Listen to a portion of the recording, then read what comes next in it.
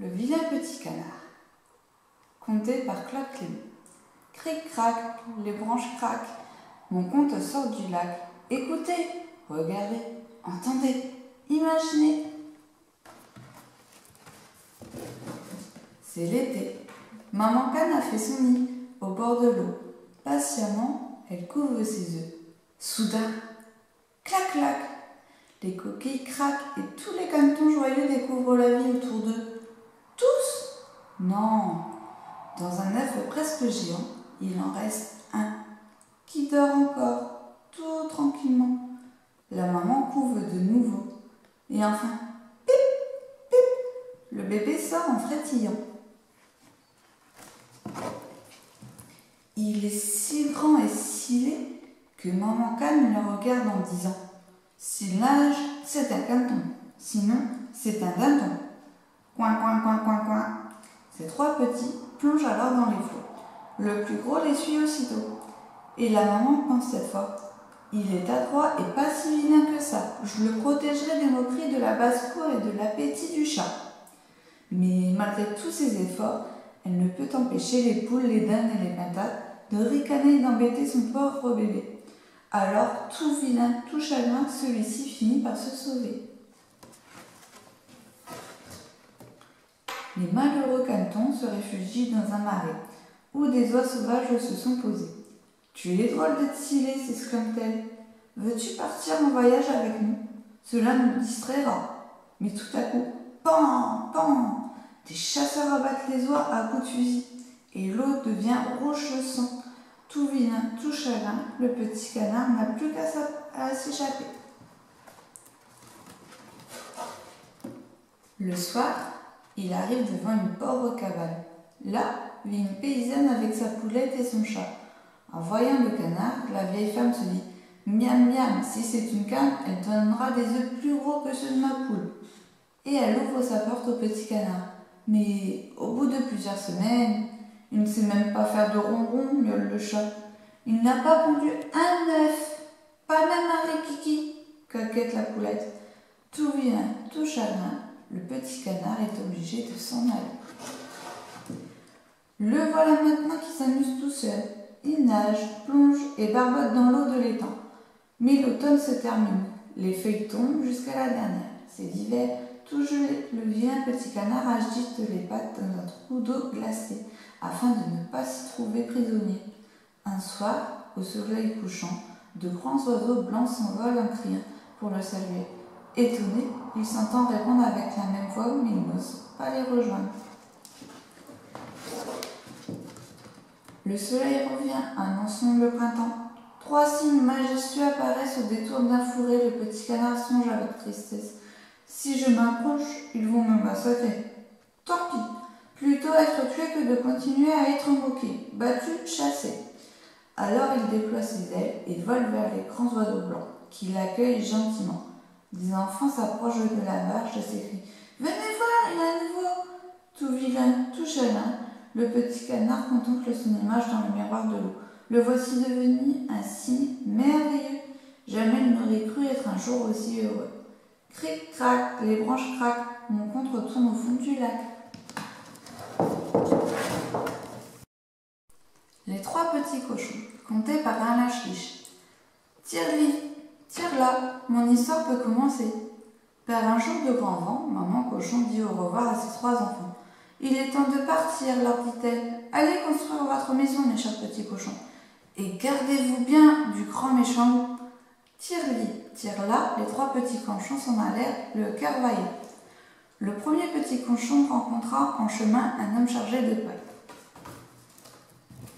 Bien poliment, il demanda « Brave homme, donnez-moi s'il vous plaît un peu de votre paille pour construire ma maison. » L'homme accepta et lui donna de la paille. « Tiens-y, tire-là, le petit cochon construisit ainsi sa maison. »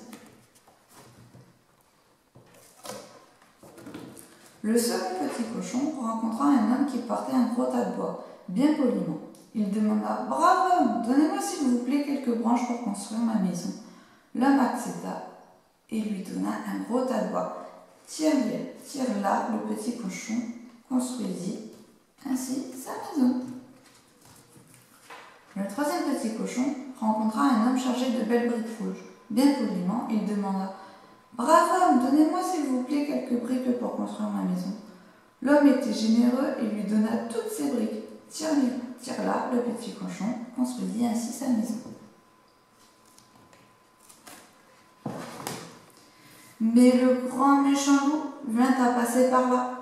Il frappa d'abord à la porte de la maison de paille et dit « Petit cochon, laisse-moi entrer dans ta maison. »« Non, par le poil de mon menton, » répondit le premier petit cochon. « Alors je vais souffler et ta maison va s'éparpiller. Tire-les, tire-là, et il souffla et la maison s'éparpilla. Le petit cochon courut à toutes jambes et se réfugia dans la maison de bois. Le loup frappa à la maison de bois. « Petit cochon, laisse-moi entrer dans ta maison. »« Non, non, par le poil de mon menton, » répondit le second petit cochon. « Alors je vais souffler, souffler et ta maison va s'écrouler. Tire-les, tire-là, il souffla, et la maison s'écroula. Les deux petits cochons s'enfuirent et se réfugièrent dans la maison de briques. Le loup frappa enfin à la maison de briques. « Petit cochon, laisse-moi entrer dans ta maison. »« Non, non, non, par le poil de mon menton, » répondit le troisième petit cochon. « Alors je vais souffler, souffler, souffler, et ta maison va s'envoler. » Tire-lui, tire-là, il souffla, mais la maison ne s'envola pas. Le loup furieux alla voler une échelle et grimpa sur le toit. « Puisque c'est comme ça, je vais passer par la cheminée. » Pendant ce temps, les trois petits cochons avaient allumé un grand feu et y avaient posé un chaudron rempli d'eau et de navets. Le loup descendit dans la cheminée et tomba tout droit dans la marmite qui bouillait. Les trois petits cochons se régalèrent ce soir-là d'une délicieuse soupe de loup au navet. Ils vécurent heureux et plus aucun loup ne vint les embêter. Boucle d'or et les trois ours d'après le conte traditionnel. Il était une fois une petite fille qu'on appelait Boucle d'or. Un jour qu'elle devait traverser la forêt, elle aperçut, cachée entre les arbres, une jolie maison de bois. Intriguée, elle regarda par la fenêtre, par le trou de la serrure, et enfin frappa 3 fois. Il n'y avait personne. Enhardie, elle poussa la lourde porte.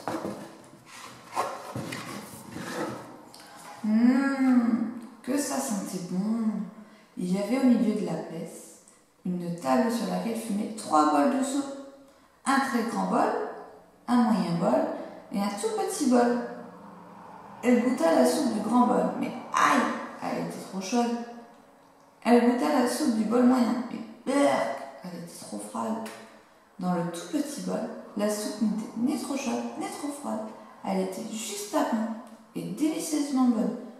Boucle d'or la mangea tout entière. Elle leva les yeux et aperçut 3 chaises. Une très grande chaise, une chaise moyenne et une toute petite chaise. Elle essaya la première, mais ouille, elle était trop dure. Elle essaya la seconde, mais oups, elle était bancale. La troisième était juste à sa taille et très confortable. Boucle d'or se balança tant et tant que patatras. La toute petite chaise se cassa. En se relevant, elle aperçut une porte fermée.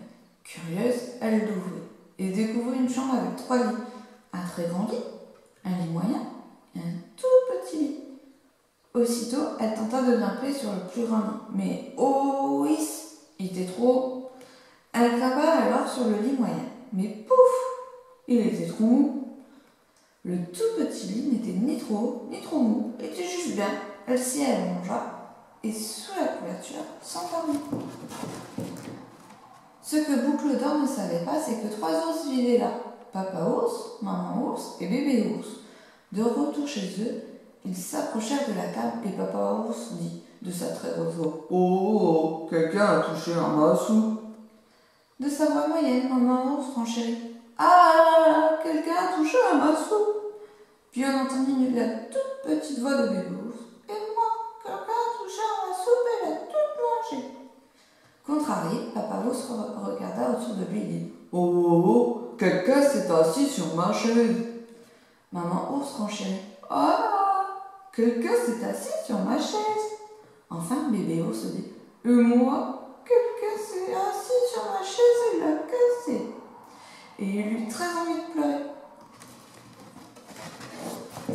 Furieux, les 3 ours se dirigèrent vers leur chambre. « Oh, quelqu'un s'est couché dans mon lit. »« Ah, quelqu'un s'est couché dans mon lit. »«